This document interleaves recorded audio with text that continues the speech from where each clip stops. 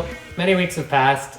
We're back looking at our fuel system and fuel delivery, I guess, for the Subaru swap. So what I was doing last time when I ended the video was installing a bracket and putting an external pump. I had a visit from my buddy in the meantime, and then there was one comment we actually got, and the guy mentioned cavitation. And I know I've had that issue before, and we just filmed another video and I'm complaining about comments, but that comment was helpful, it was useful, it got me thinking, so changed my plan. So I did a lot of research in the last few weeks, and a lot of guys are shoving bay window gas tanks into their split buses for more capacity. It actually is a similar capacity to what the Subaru 2.5 would have had in a Subaru. So you're getting more modern day runs, right? Like you're not going to the gas station every 400 kilometers.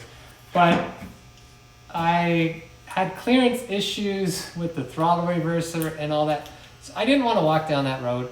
I had purchased a new tank, so I wanted to use the new tank, but I didn't like the idea of the external pump. Multiple reasons. One reason was they're noisy, they're unreliable, and cavitation. So there was all these different reasons behind why that wasn't the best idea. So I decided to look at universal in-tank pumps and ended up buying a kit. So that's what we're going to do tonight. We're going to start installing that kit, and I'm optimistic that it's going to work, but I'm a little concerned because Sean and I were just looking at it. We spread out all the parts. By universal, you can see, here's your top plate, but you cut this to the depth of your tank. Look at the size of that, right? Like, look at my tank, right? So we are going to be cutting off quite a bit. The pump, which is a nice Walbro pump, nice reliable pump, but it stands vertically in the tray, right? So when you put it all together, you're gonna cut this, bolt it on, so you'll have it set up like this, and our pump will go in. And what we're measuring, like my hose from the pump to this bib is, or barbed bib here, it's gonna be like an inch long, if that. So it might be a little hard to assemble. I already bought the pump. It's from the US. I gotta keep it. It would cost me more to send it back than to try. So we're gonna go ahead, mark this out, cut it up, give it a shot. If it works, fabulous. That's the result we're going for. If it doesn't, I have my old tank in the shed. I guess I'll be pulling that out. But all right, so looking at where we want to put it, this is obviously, we're going to be using the stock fuel level gauge. And you gotta, the kit I bought, some of them don't matter if there's ribs or whatnot, but they were quite expensive. They were like $500, and they came with a nice foam gasket that you could put it anywhere on the tank and it would account for the ribs, right? This one says it has to be nice and flat. If you have ribs, to bang it out, flatten it all out. And I was trying to figure out the best position for this. Obviously, if I'm trying to avoid ribs, I could come down to this end kind of, but it's right at the inlet, so I don't like that. So I found a nice spot over here, and I'm gonna push it in as close as I can, and I'm gonna drill and put it right here. So I'm gonna go ahead, mark up this, get a hole saw, cut that hole, and start the process. So we marked out our hole, 4-inch hole saw. We're gonna go ahead and drill. As we mentioned before, new tank, no fumes, no gas, no worries. Let's go ahead and cut our hole.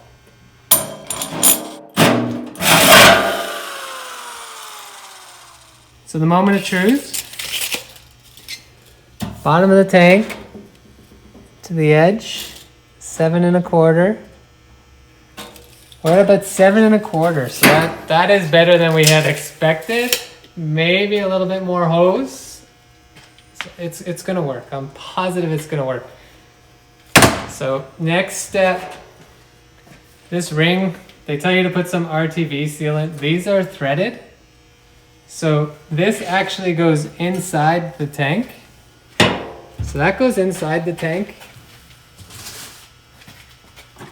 And then you put the copper gasket on top, and then this bolts down, and then your bolts will go attached to this, right? So you need this to be secure underneath. So they say obviously put a couple dabs of RTV on it, hold it up in place after you drill the holes, right? So do that. So those are our next steps. I'm gonna deburr that a little bit, and then once we drill all these holes, we'll have to clean, obviously, all the metal junk from out of the tank.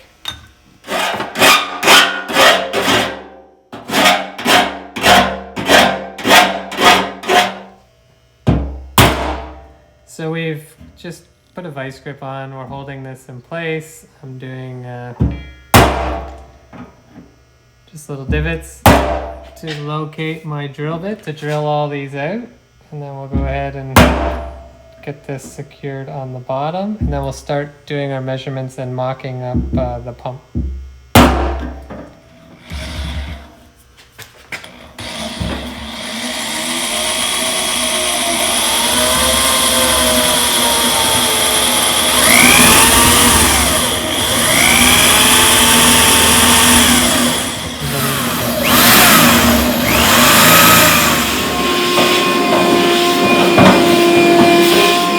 So we fast forwarded here a bit, but all our holes are drilled. We've cleaned and deburred underneath. We vacuumed out inside. Luckily for us, it's a brand new tank. Inside was perfectly dry and clean. It was easy to vacuum out. So we've gone ahead and put our little dabs of RTV on here. And we're gonna get this locked in place. And I'm gonna put every single screw hole in, so I don't have an issue when we go to line it up down the road. When we go to put the, I'm gonna need the washers. All right, Sean stepped aside, grab me some washers. So I'm just gonna go ahead and get a few of these going. Even the washer's a little close, but this is just to help hold it till the RTV dries.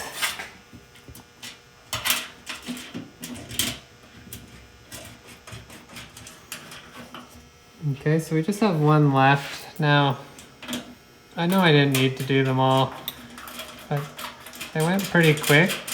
I'm gonna pull it up nice and tight, and that way I know all my holes line up. So I'm just gonna go around and tighten them a little bit, let that RTV stick. And then we'll let this part dry. Next step, I'm gonna flip it over quickly and seal the hole in the bottom of the tank where it used to have the spout that would go to the external tank. I'm gonna seal that up so that that's done, and then all we have left to do is mock up this and install that. Move our fuel sender gauge over, and we can put this back in. Now we had to, tank was sitting in the bus, so we had to take the motor out to get to this point. And my painting drama continues. So I've been told now I'm on the list with the new painter I found, but he'll call me in April. So we have all winter to play with and get this Subaru dialed in. So it may be a blessing in disguise. So we're gonna go ahead and do that. We're gonna spend the time, get everything installed, get it all running, and then have the joy of removing it all in April to send it for paint. So now that needs to dry, we'll let that sit overnight. But if I flip the tank over, luckily because it was a brand new tank, it got shipped with a nut on it. So we're just going to use our red sealant, the yellow, which is rated for gasoline, and get this wrapped around.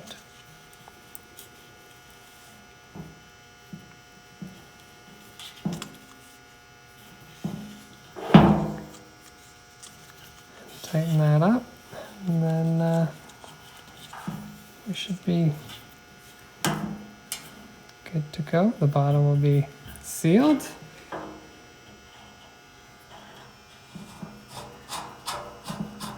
And then we're going to move back to mocking up the pump over here. So we're going to have to take a measurement of the tank and cut that and start assembling our internal pump. Okay, so we did some measurements. We marked it up. About 7 inches is the whole depth of the tank. We may have to do another cut after this, but I'd rather do 2 cuts than to cut it too short, right? So doing our first cut at 7, the hole is about 1 inch up on the sump, so we're gonna have a bit of play there. So yeah, I'm gonna go ahead and cut that.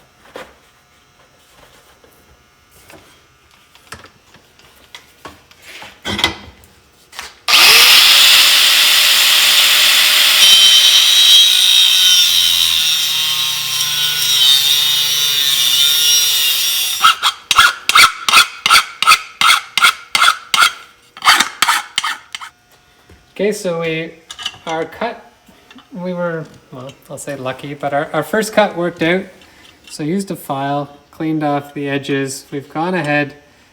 You're going to use zip ties actually to hold the pump on here.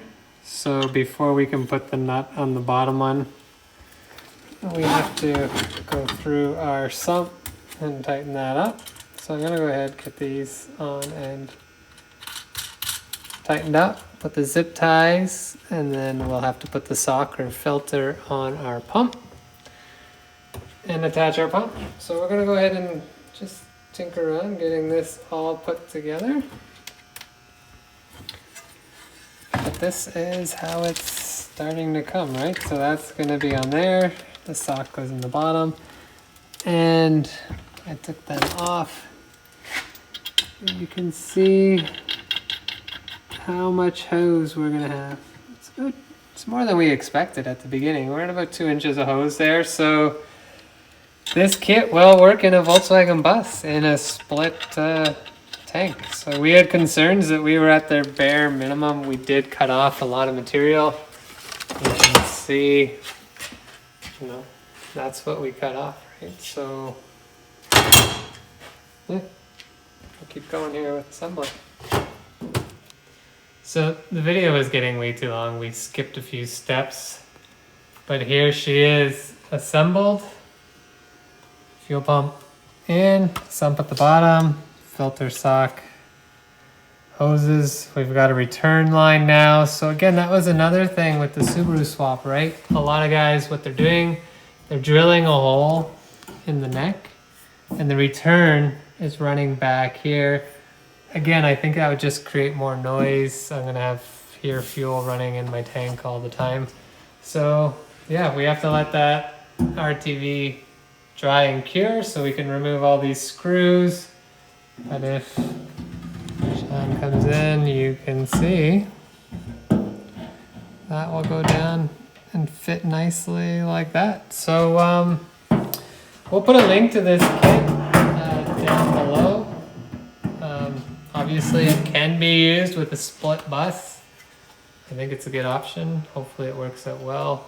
We'll let you know once we get it running. All right guys, so that's it for tonight. Thanks for watching. Don't forget to subscribe. Check out our store. Maybe buy us a coffee. We've always got merch. We've got new products coming out. Bus eyes are back in stock. We like to keep these in stock. Angry Eyes are a top seller. And don't forget, any money we make on this channel, and we are trying to actually make some money on this channel, is going right back into the project. So anything we are buying, we are filming, we are showing you, we're giving you our honest opinion. Just check it out. Help us out. Check out the store. Get some stuff. Thanks for watching. Don't forget to subscribe, and we'll see you out there.